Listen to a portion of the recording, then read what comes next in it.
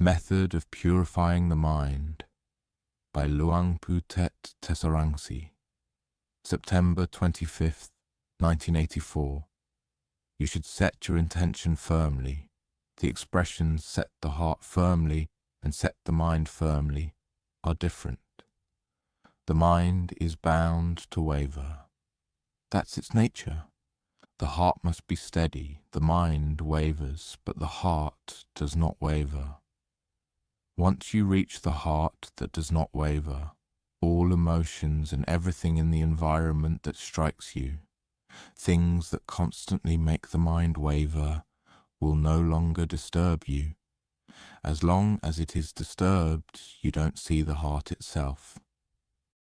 First, try to maintain the heart. Establish it firmly in the heart. Then try to observe the affairs of the mind, how it goes out a little here and there toward various objects. That is the affair of the mind. The mind and the heart exist as a pair like this at all times. When we want to suppress any emotion, that emotion arises from external things. It arises externally and then strikes the mind, causing the mind to waver. If we can anchor ourselves in the heart, there's nothing to it. We know it thoroughly, understand it, and it remains peaceful. That peace, cherish it as much as you can. Do your utmost. For those who meditate when they have become well calmed, some become bold, courageous and resolute, thinking they have reached the path, fruition, and nibbana. The mind sees all things as exhausted, sees their true nature. At that time, it no longer wavers. It sees all things as merely existing in that way. That is, the heart stands firmly apart. Then they misunderstand, thinking they are already good, already done, that there is no more wavering. But it's still there. Whoever says they no longer waver will certainly waver again. Whoever says their heart is good, that person will certainly become not good. There will come a day, without warning, when an emotion arises without their knowing it. The mind goes out, and only then do they become aware. Once it has become the mind, there is nothing to hold on to. It wanders aimlessly because the heart is not firmly established. When the heart is firmly established, it doesn't go anywhere. What goes out is the mind's affair. If the heart is firmly established, it is not troubled or involved in anything. Therefore, maintain the heart a great deal.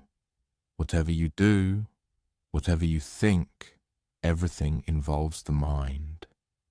Know the mind thoroughly, know its affairs.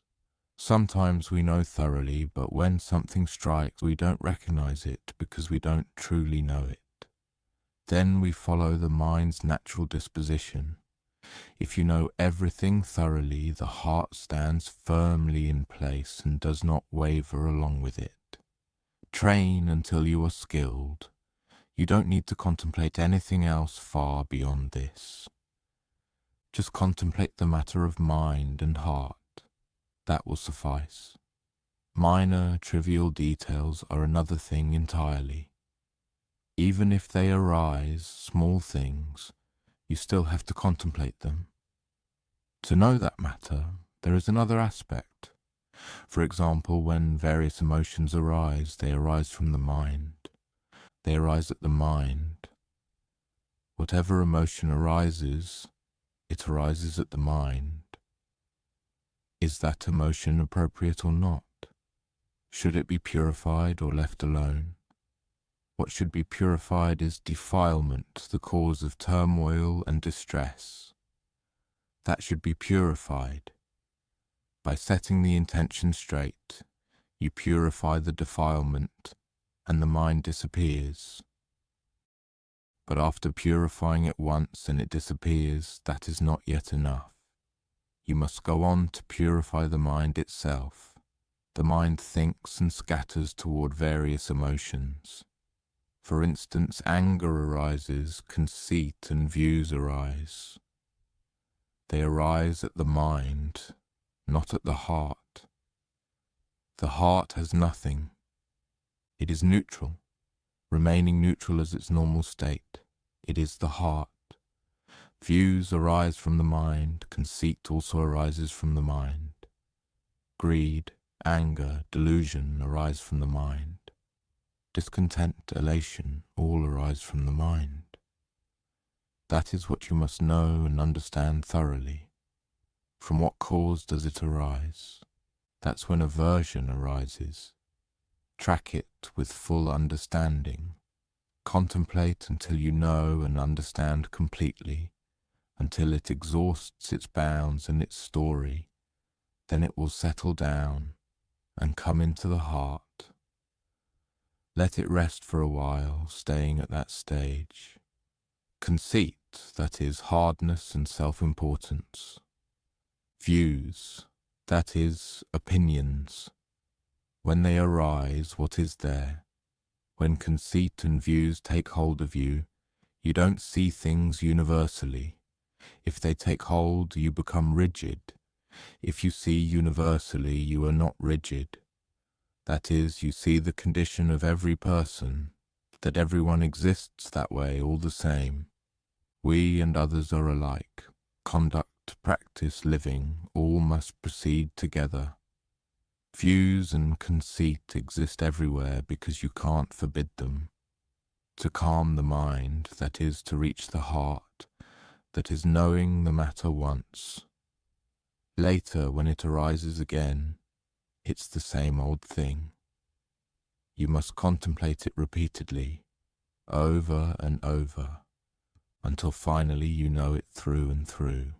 That is why it is said, Pavito bahulikato, cultivated, developed repeatedly, again and again, until it is finally done.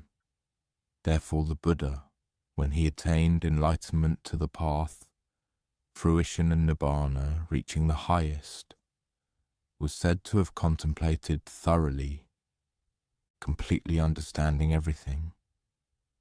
When he went to stay in seclusion, Lady Raga, Lady Tanha, and Lady Arati came to seduce him, to test his defilements.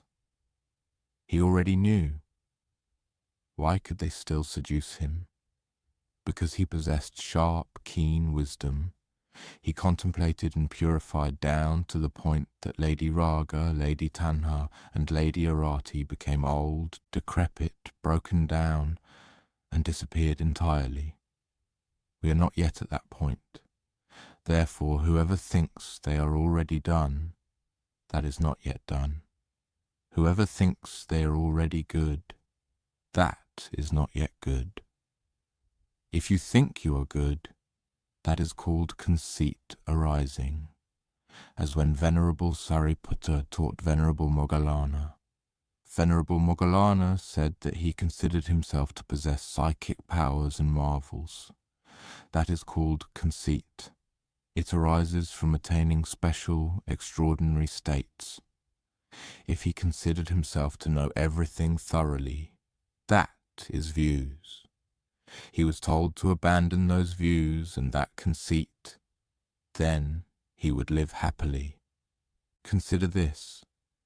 He had extraordinary attainments to that degree, psychic powers, marvels, the ability to fly through the air, to dive into the earth, to walk in the sky. It was truly so. He truly had those abilities. But if he held on to them, that becomes conceit and views within himself. Abandoning that conceit and those views, that is what leads to coolness and happiness. To abandon conceit and views, there is nothing special. The heart is neutral, nothing at all.